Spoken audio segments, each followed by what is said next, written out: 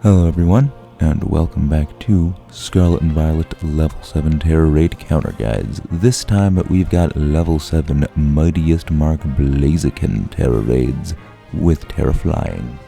Sorry about that, I just had to do the ASMR max. Everyone seems to love that, so I thought maybe we'll lead off with a video with it. But we have Level 7 Blaziken Tera Flying. This is a bit of a rough approximation of what I think its offensive moveset is going to be.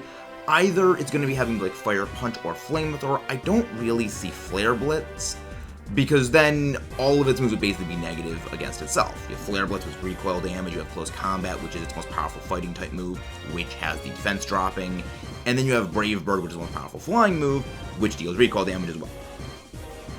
I see potentially it going for a mix set with the Flamethrower. Possibly Brave Bird will be replaced with Acrobatics, as it does not have any held item, so it will do 110 base power rather than Brave Bird simply 120 with the recoil. For its coverage move, I see either Earthquake or Scorching Sands, and we'll get into why I'm thinking Scorching Sands over Earthquake when we get into the actual counters for the raid. And its ability is always going to be its hidden ability, so it'll actually be Speed Boost, not Blaze. But Blaziken's a bit of a beefy physical attacker.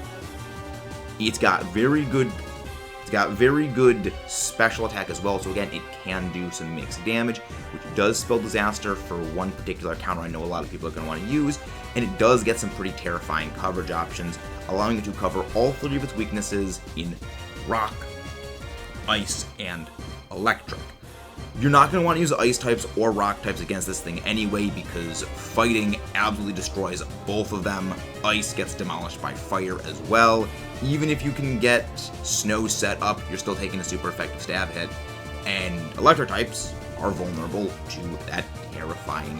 Despite the fact that it can cover almost all of its bases, there's a few chinks in its armor that we can use to exploit. And if you haven't done so already, please don't forget to leave a like, subscribe for more.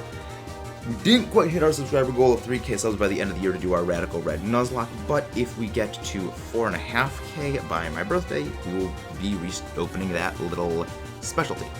And yes, it is a Radical Red Blind Nuzlocke. But before we get into all the counters for how to defeat Colonel Sanders' favorite Pokemon, please don't forget to leave a like, subscribe for more. We do all sorts of things on this channel. In the future, we've got a couple discussion videos, things such as the future of Scarlet Violet, possibly DLC 3 and future Pokedex expansions, the Black and White remakes, or rather the Unova remakes as a whole, possibly future Pokemon Legends games, among many other things. As well as we have future member streams for the game Hades, which we're going to be playing blind. And if we manage to get to 4.5K subs by my birthday, we're doing a blind Nuzlocke of Pokemon Radical Red. Yeah, that's going to be something interesting. But, on to the counters. As well as one thing I think Blaziken is going to be having for setup moves, it's going to have either Swords Dance or potentially Bulk Up. And the reason I think Bulk Up is to offset the physical defense dropping from, well, close combat. But also possibly Swords Dance just to do out some insane damage. Which makes me think it'll have a physical lean with some special covering. But as for your counters, number one will always be Miraidon. This thing is aggressive, it hits hard, and there's really nothing bad about it. You've got Electro Drift, you've got Thunderbolt, you've got Hadron Engine, which always sets up access to electric terrain and gives it the special attack boost. You have Parabolic Charge, which will always heal it, which is of course always super effective, boost by electric terrain stab. It's insane amounts of damage. You're going to actually want the Stellar Tera type on practically everything here. The main reason for that is you can keep your defensive typings that are advantageous to you while still constantly receiving the damage benefit and doing bonus damage to the Tera Shield. So, replace every single Tera type with Stellar, you're good to go. Except in the case of one Pokemon. Held item is always going to want to be the Shell Bell, it's just plain and simple the best held item for Tera Raid attackers. The next up is actually Manaphy, which many people may not be expecting. The reason why is it gets access to Tail Glow, as well as it gets access to Scald. Because of Scald, it can burn the, well, quite physically offense-focused Blaziken, decreasing its physical attack, And Tail Glow gives it very, very fast, easy setup without needing to cut its own HP, so it can be a bit more flexible, unlike Iron Hands or Azumarill, and it gets access to those fantastic moves such as Ice Beam, letting it use pretty good stab and pretty good coverage. Again, with Stellar typing, you do a 20% damage bonus with non-stab options, and if you're using a stab option, it's just double power normally. Really, neither of those are bad things to have, and it gives you a degree of flexibility so you don't get power point stalled. As well as there's no way that Blaziken can boost its special defense, leaving it a very soft, squishy target for the adorable little water monster. This is the one I know most people are going to be hoping to use, Bellibolt. It gets all the good stuff. It gets Thunderbolt, it gets Parabolic Charge, it gets Acid Spray, it gets Discharge, any Electro-type move you need, and it gets Electromephoses, which any time that you hit it with a move, it activates Charge, giving it insane snowball potential. Rotom Wash is also fantastic. It sidesteps many of the issues that a number of Pokemon will actually be dealing with, in that previous electric types all run the gambit of Earthquake or Scorching Sands potential. Because its access to Levitate, it doesn't need to worry about that. Rotom Heat and Rotom Wash are both fantastic options for this. Personally, I would go with Rotom Wash over Rotom Heat, as both of them have the resistance to fire, but if the ability gets nullified, Rotom Heat is going to get demoed by any ground-type move, whereas Rotom Wash can shrug it off easily.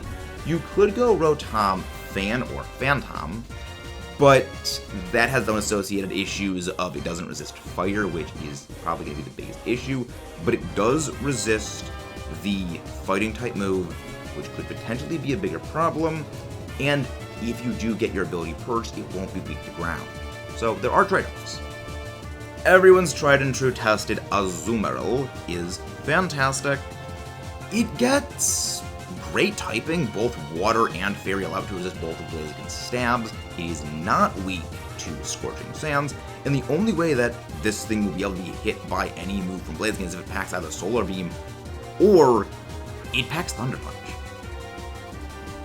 You are going to be going up against that physical defense if it is using something like Bulk Up, but with Belly Drum, and also things like Ice Punch and Ice Spinner, as well as, of course, its water-type stabs, it's going to do a lot of damage. The Ice-type moves are there in the event Blaziken does set up Sun, you don't have your damage be decreased. And as usual, the Shell Bell.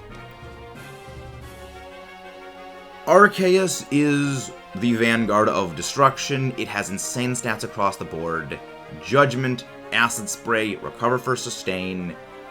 It's a bit of a one-trick pony or one-trick llama in this case, but it does do a good job, and once again, stellar typing.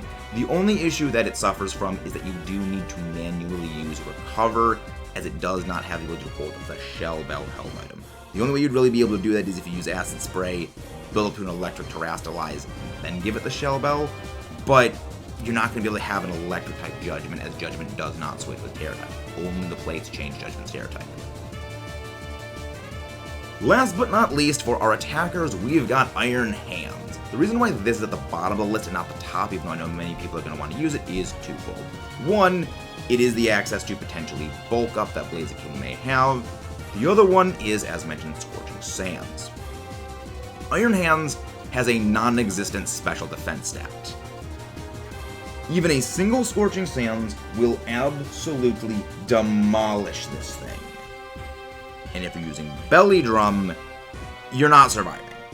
Even if you use Charge a couple of times, unless someone heavily debuffs Blaziken's special attack or gives massive special defense buffs to you, you're not really going to be able to survive those hits.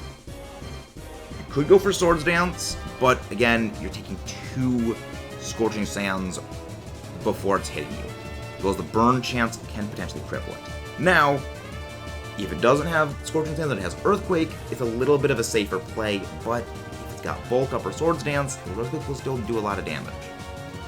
It's fantastic if you can get it going, but there is an associated risk with it. But we do all know, Iron Hands goes hard. And once again, before we get on to the support options, please don't forget to leave a like, subscribe for more. You guys are the ones that make all of this possible. Thank you very much. Now, Mew is your box standard, it's Mew. We know what it does. It gets Chilling Water, it gets Struggle Bug, so it can debuff on both ends, it gets Acid Spray, and it can just tech on whatever electric-type coverage move you want to hit it with. It does resist fighting, so quite good, but it's not a specialist. It's bulky, and it can do some tech, but that's all it does. Goodra, on the other hand, is fantastic for a couple of reasons. You're going to want regular Goodra, not Hisuian Goodra here. Even though it does have a significantly lower physical defense, it doesn't have that weakness to fighting, and it gets access to Scald, allowing it to inflict some burns if you want, and also gets access to Chilling Water, debuffing things, and any special move this thing is just going to shrug off. It's bulky, it can take hits, and it's not bad. It also gets access to Acid Spray to further debuff things. Again, not bad, not great, perfectly serviceable. But the creme de la creme is Toxapex. Acid Spray, Chilling Water. Even though it is going to be weak to any ground-type moves, you're not using this thing as a damage dealer. Give it the Black Sludge, max out its HP, and maybe retool its defenses based on whichever one you're going up against, and just give it Tera Water. There's really not much this thing's afraid of. It doesn't get access to Scald anymore, but Chilling Water is actually even better for just continuous debuffing. Don't ask why Dragalge has the charcoal on it. That was just switching around some items, and I gave the mirror, but Pokemon had the charcoal. Don't ask. But Dragalge is not terrible, but it's not great for a number of reasons. But its good feat is it does have respectable bulk, and it has Acid Spray.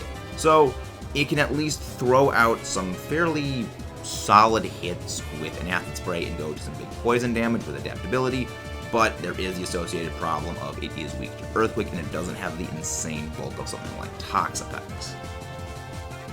It also does get access to some moves such as Thunderbolt and Ice Beam, so it can hit with those, but it's not ideal. And Vaporeon. In this category, you can also fit Pokemon such as Manaphy with an entirely support-geared kit, and Azumarill with an entirely geared support kit, with things such as Charm and Fake Tears, allowing them to heavily debuff the Blaziken. This only works on a fully physical Blaziken, but they can do quite well. There's one special benefit that Vaporeon gets that the others don't, and that's access to Haze. If this thing does have access to something such as Bulk Up, you're going to want to get rid of those boosts. Even if it has access to Swords Dance, which you're especially going to want to get rid of those buffs then, but there is the issue of you are going to be removing your own team buffs, which can be an issue. If you want a clear Smog user, there's really only one to go with, and that is Gastrodon. It is incredibly bulky, and it does get Chilling Water, it does get some ice moves. It doesn't really get much else other than the clear Smog access, but it is useful. For another Acid Spray user, if you want, you can go for Quagsire or Clodsire. Personally, I'd recommend Quagsire over Clodsire because I am expecting this thing to have a Ground-type move. Even though you are going to be resisting fighting with Clodsire, it is going to be weak to ground. It would be better to go with a neutrality to stab than a weakness to coverage. That's just sort of the way the damage works out. Functionally, Earthquake is 100 base power, double that to 200, whereas a stab close combat will be 180 base power, with the associated benefit of decreasing the physical defense of the Blaziken every single time, allowing for further snowball damage. I would not recommend Terapagos for this. The main reason is it is a normal type. Even though its first usage will always give it a resistance to whatever move is being used against it, it's still a normal type, even if it is a big HP sponge. It may not have the best durability for the fight. Again, it's weak to fighting. It doesn't have as absurdly high power as a lot of other legendaries do. And the one big issue is Blaziken does have access to Speed Boost. Unlike every other Tera raid, you don't outpace this thing. So you're going to be going last, you're going to be taking those hits, and survivability for Terapagos does not look great. Yes, you can go into the Stellar Terapagos, but if you get there, you've probably already got a team that's crushing the thing as is. I want to thank you guys for tuning in. Once again, if you haven't done so already, please don't forget to leave a like, subscribe for more. We've got a bunch more videos coming out in the future, things about the epilogue, the future of Scarlet Violet, possibly DLC 3, and things such as the Black and White remakes and future Pokemon games. I would also like to give a big thanks to all of the channel members. You guys are the ones that make all of this possible. If you'd like to become a member, they're in the description below. They help support the channel. We are going to be having some members-only streams of the game Hades in the future, as well as a few other special things. But let's go run through all of those members right now. I'd like to thank our metal machines, Athena Bella, 8th Aguilus of the Grand... 8th Aguilus of the Grandmaster Sealing Cat Ouroboros. That's a bit of a mouthful, but a great name. Sanders, definitely not Alan. Litsune, that guy Jared. Dragon Dance 05, aka Tommy. Atch Ketchum 78, and Tag. Next level is the Steel Commanders. Your Car's Extended Blorbin T, JD Who, Temper Tenchi, Zido 620, Uncle Laser, Storm Run Gaming, Alpha Latios, Emerin, Crispy Muffin, Foxy Lady 08, Roost, and dunno. And rounding out the highest level of the Kaiju Crushers, we have Unbound Legends in all caps, and Michaela Yenma. Thank you guys, you're the ones that make all of this possible, and I will see you guys next time.